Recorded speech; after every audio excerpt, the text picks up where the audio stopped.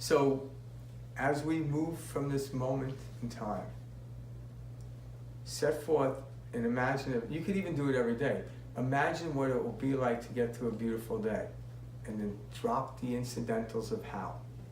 Most of us wake up in the morning, it will be a good day if this happens, that happens, and you get to the end of the day, how was it? Hey, it wasn't bad. You got 5 out of 10, you know?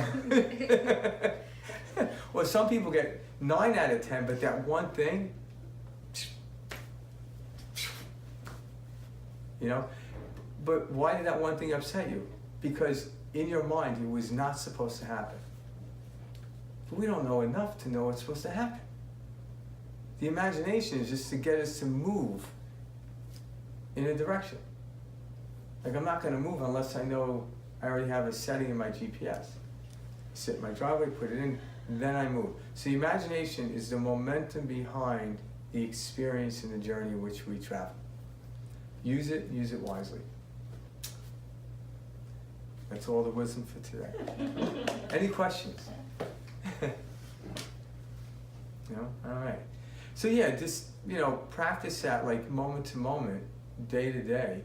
And what happens is when you actually understand the mechanism of it, you'll actually utilize it better. Just like a tool. And somebody that never picked up a hammer before, saw a hammer, was never introduced to a hammer, God knows what they would do with it.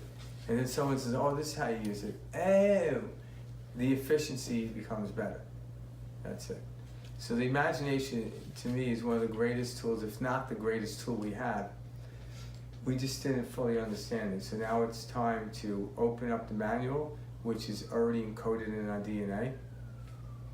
And the imagination is just to raise your vibration and let the feeling get you present, and the information will come. And you'll know when it's there.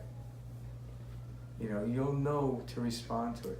Like I told a story a while back, so you probably all heard this, but one day I was running around, it was on a Monday, and I knew how to do something, but I forgot what it was. So I'm like, I'm just gonna go to the movies. I have time before my son comes home from school and Karen get off work. So as I was setting out to go to the movie theater, I'm driving, and a car pulls up to me, and on the side of the car, it had a sticker on the window for the Guitar Center. And that was the thing I had to do. I had to go to Guitar Center to pick up PA equipment. So I scrapped going to the movie theater, and I went to the Guitar Center to get what I needed. So it's funny, and I recognized the fact that the universe is like, okay, you can't hear this, hear this, go to the movie. So I went to the movie, and along the way to the movie, I noticed the sticker at the Guitar Center. I'm like, that's it. So I'm like an episode of Dumb and Dumber here.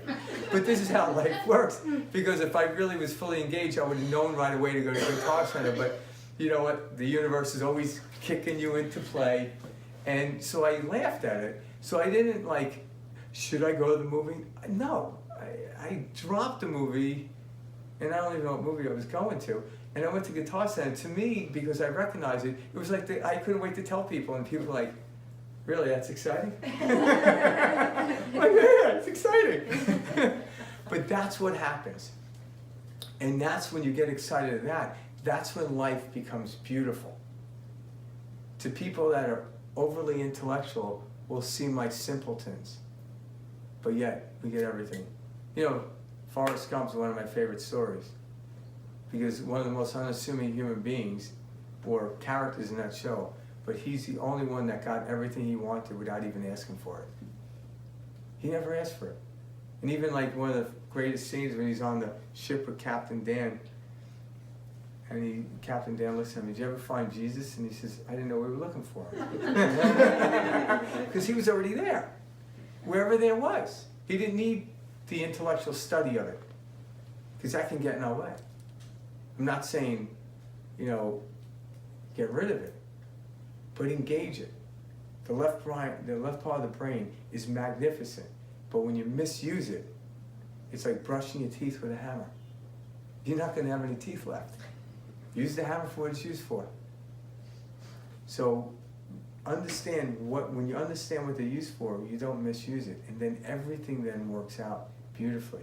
And it's funny telling the story, and that's kind of like, my shtick is telling stories and metaphors. I also like when things happen too.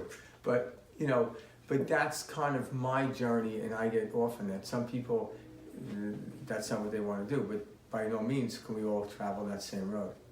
We're all one unified field, and if we're all doing something the same, we simply cancel each other out. We aren't here to cancel each other out, we're here to collaborate. All right? So, go forth and collaborate. Thank you. Thank you.